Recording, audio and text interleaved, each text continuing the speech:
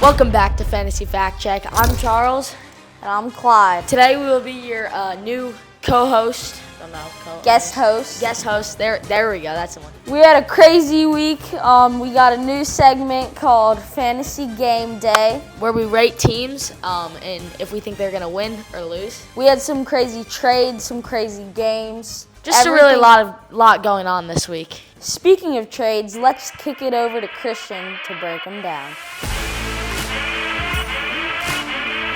Welcome to Christian's Trade Desk. We have two blockbuster trades. Both of them involve in the London marginally good players. The London marginally good players are trading two quarterbacks, Jordan Love and Jared Goff, as well as star receiver A.J. Brown, to the Miracles in exchange for two hurt players, Brandon Ayuk and Joe Burrow, as well as star quarterback Justin Herbert. The Miracles also added the second best defense in the league, the Jaguars. I don't know how anybody else picked them up. I don't know how anybody else didn't pick them up.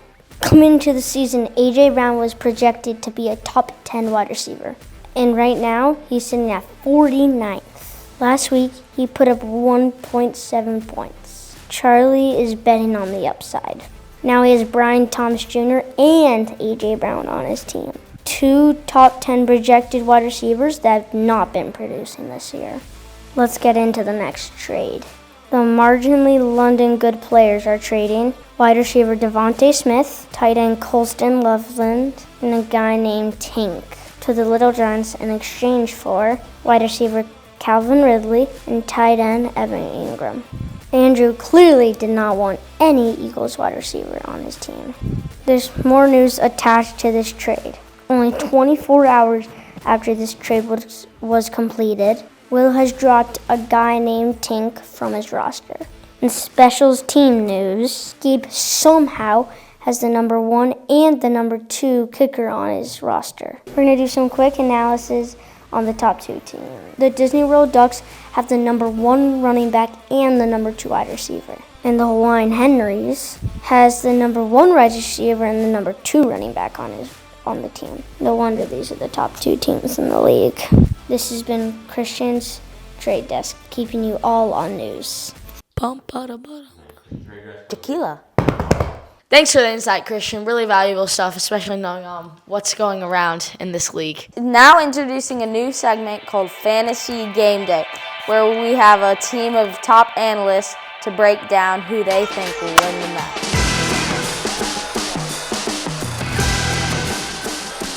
Welcome everybody to Fantasy Game Day, and today we will be ranking all the matchups in this week's fantasy football. Now, first up, we have the Carmel Carnivals, Charles Checkets versus the Goofs, Gabe's Check. Me personally, I'm taking the Goofs. Kind of a bit of an upset based off the records, but I think the Goofs will have this one in the bag. I'm picking the Goofs just because I'm his brother. Like, both my running backs should outperform him. It should be a pretty easy win. Personally, I believe Carmel Carnivals are gonna take it. Thank you. I believe that T. Higgins and Garrett Wilson are both gonna have upside games. I know it is a bit of an upset pick, but I think the Goofs win this. Jaden Daniels in his return game, he's playing the Chargers. The Chargers just gave up 21 points to a rookie running back, rookie quarterback, and a team without their number 1 wide receiver. And the Eagles are playing Denver. Denver's offense has looked absolutely terrible through 4 weeks.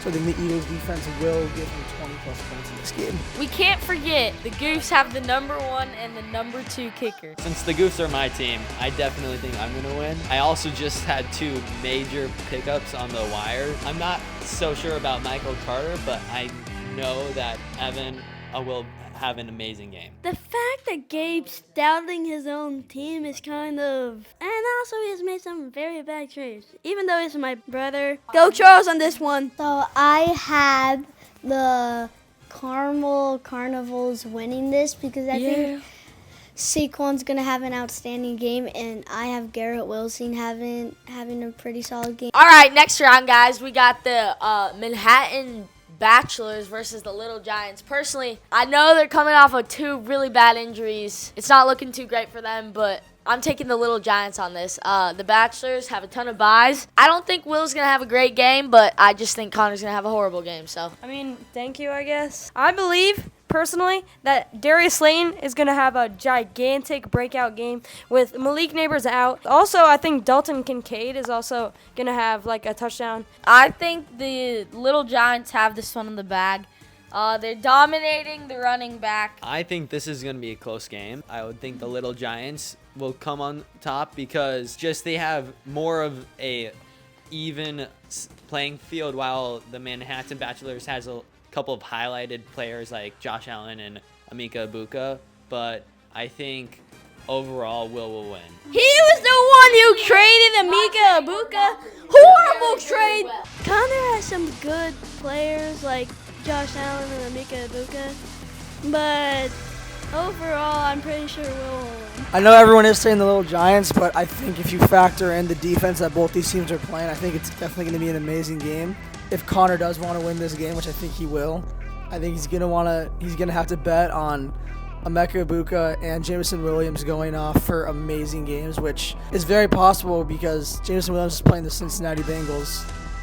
The defense is terrible. I think Connor will win this game, and I think it'll be on the back of his skill positions. I think this is going to be a really close game because Will's two really good wide receivers are injured, but I think Darius Slayton is going to get the ball a lot, and I think Josh Allen's going to do really good. But I have no clue who's going to win this game, but personally, I think I have the Little Giants.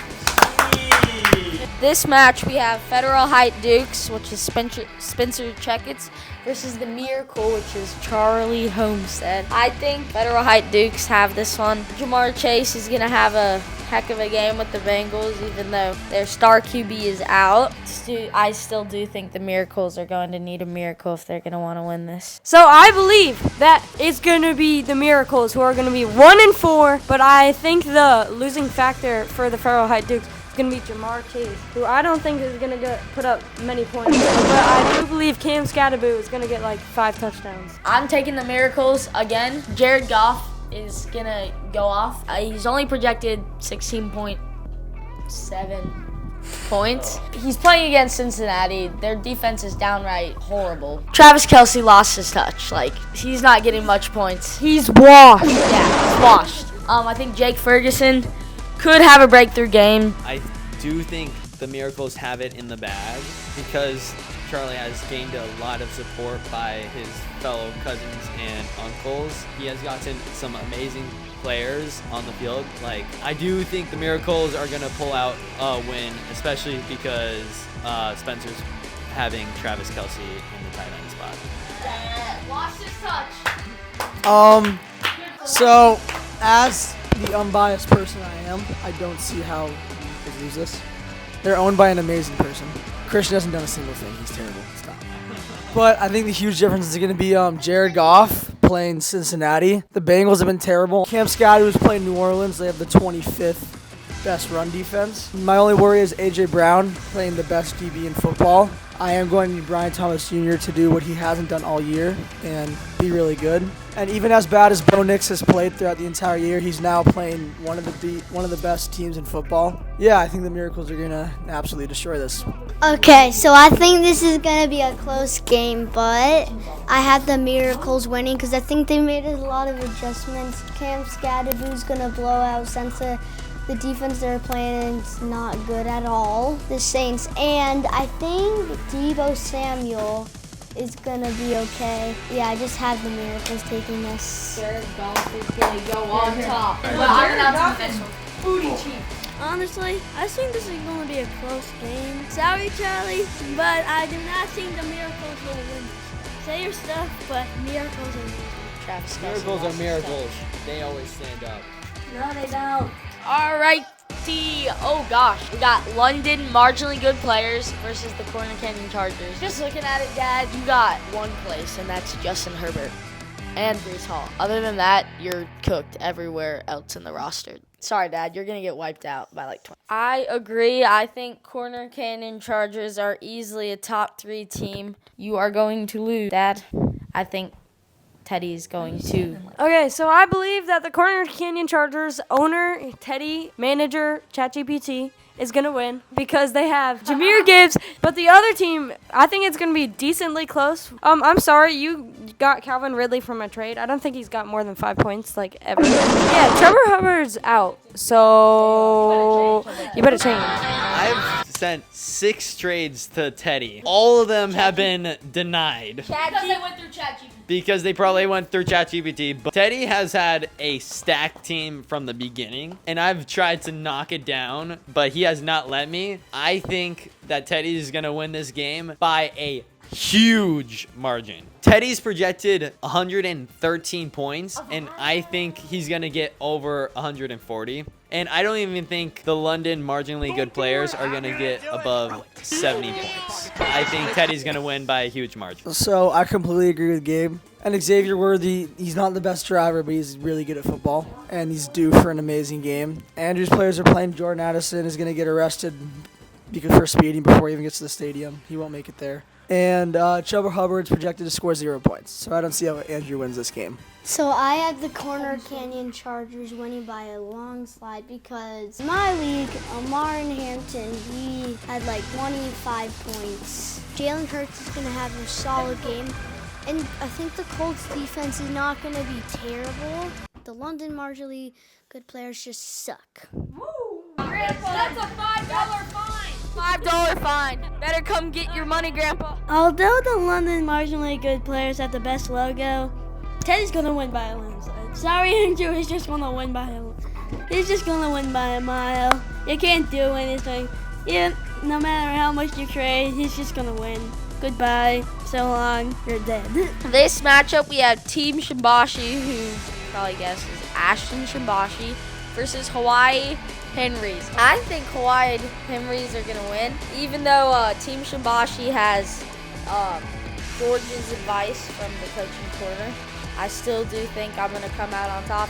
Yeah, I'm taking Team Shimbashi. I think his running backs are going to, like, dominate. Yeah, well, you're talking about running backs on Shimbashi's team. I believe that the running backs on Hawaii Henry's team can be really good as well. The wide receiver core is kind of balanced. Puka Nakua is the second best wide receiver in the league by far. Number 1 is Malik Neighbors. Even though he's injured, he's still the best. Will's a moron. Puka's the best, but I think the Hawaii Henrys win this really easily. Javonte Williams, he's playing a terrible defense as well. Yeah, I don't see how Ashton wins this. Sorry.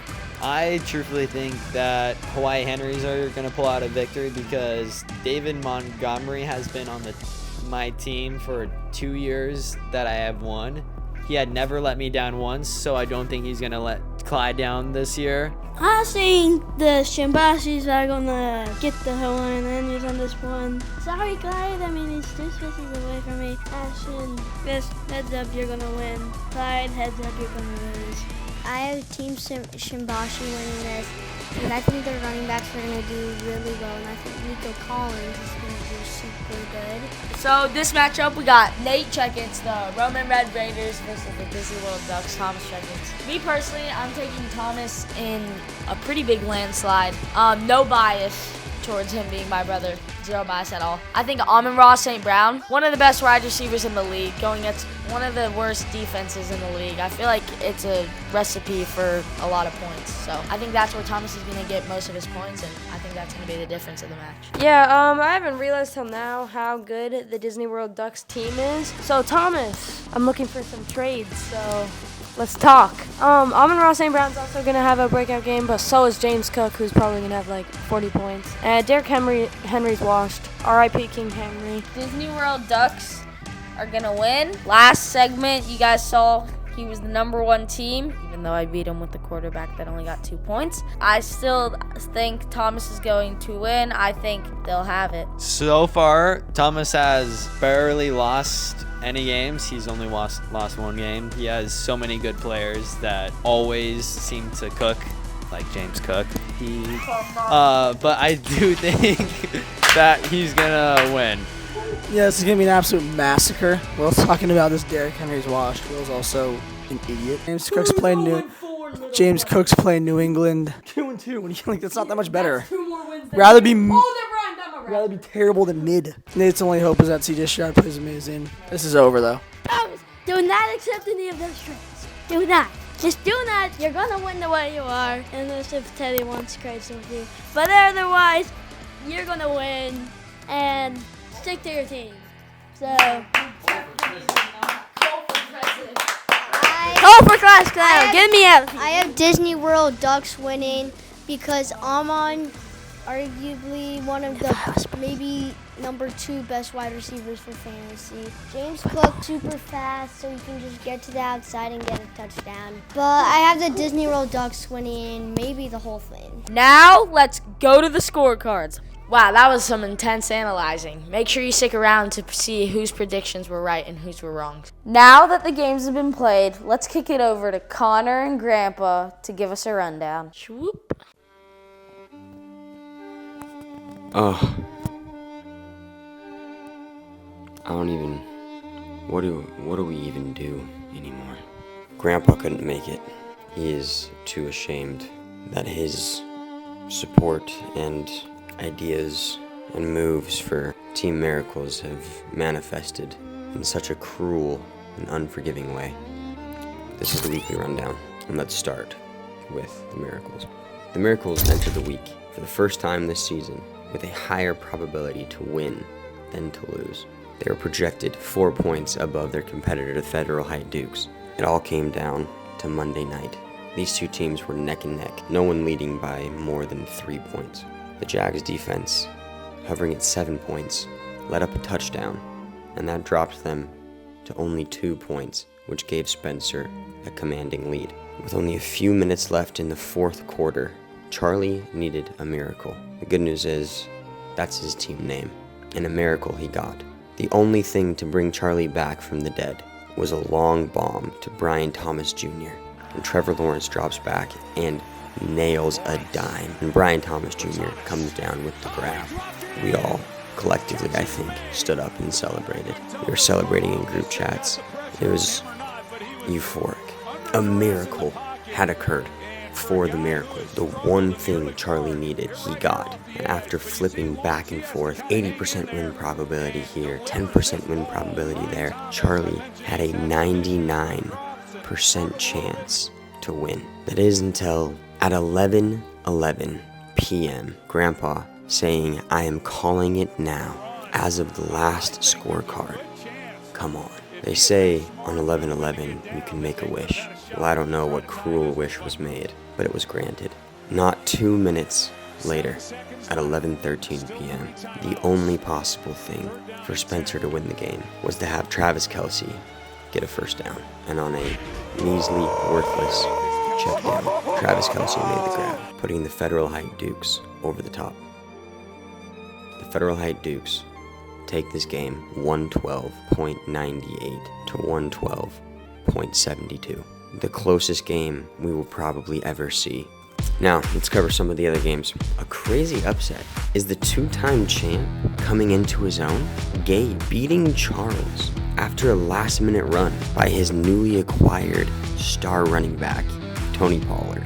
Gabe takes the upset despite getting no points from his tight end. This was another incredibly close game, with Gabe only winning by 2 points, a score of 85-83. But there's one thing Charles could have done for him to win. If he could have gotten only 0 points from his defense, he would have won. Instead, he got -5, and that was enough for him to lose. Team Shimbashi took on the Hawaii Henrys, and Team Shimbashi put up their best performance of the year, but it still wasn't enough. Maybe none of this matters. Maybe none of this is even worth it. Hawaii Henrys might just tear through the entire league, beating Team Shimbashi this week, a score of 161-121. I believe that is the highest score we have seen this year. A game that didn't seem that close, but that was incredibly close, was the Manhattan Bachelors versus the Little Giants. The Little Giants lost by 12, but if Will starts Dak Prescott, yes, Dak Prescott. I know Will would never start Dak Prescott, but if he started Dak Prescott, he would have won the game starting Dak Prescott. But I will take this victory happily. The most lopsided match of the week was the Roman Red Raiders versus the Disney World Ducks. Thomas once again putting up an impressive score of 113, and the Roman Red Raiders not cracking 90. And that takes us to the craziest upset of the week, and one of the craziest of the year. Andrew facing off against Teddy. As you just saw, Fantasy Game Day, no one picked Andrew to win. And not only did Andrew win, he dominated. With a score of 125 to 96, Andrew's team, led by Rico Dowdle, the backup running back for the Panthers, putting up over 30 points. This was Andrew's best week of the year, and Teddy, after going back-to-back weeks, 140 points plus. We heard all about it. There was a lot of hype, a lot of expectation coming into this week, and he couldn't live up to it. As you know, the Little Giants had just traded Calvin Ridley to the London marginally good players. Will was pretty confident that he would do nothing. Well, he turned around and had a monster game for Andrew, putting up 15.6 points. Truly an emotionally exhausting week. But coming into next week, for the first time, I believe Charlie is going to get it done. Against Will, I think Cam Scatterbo is going to go off. Maybe 3 touchdowns. I think the Carmel Carnivals are going to continue to slip, and Team Shibashi will get back on the horse. We have the battle of the bottom feeders, Nate versus Andrew, but I think Andrew rides this momentum and gets his second win in a row. We have a father and son facing off. It's out with the old, in with the new. Manhattan Bachelors comes out on top. Hawaii Henrys continue their dominance. The 2-time defending champ is coming and is going to hand the Hawaii Henrys their first loss. Teddy bounced back week. Teddy beats Thomas, proving that he does in fact belong with the big dogs after the stinker that he laid this last week. So now that you know how this week went, I'll give it back to Charles and Clyde to see how everyone's predictions went. Valuable stuff. Connor and Grandpa, great job breaking that down. Really deep analyzing. Let's see whose predictions paid off.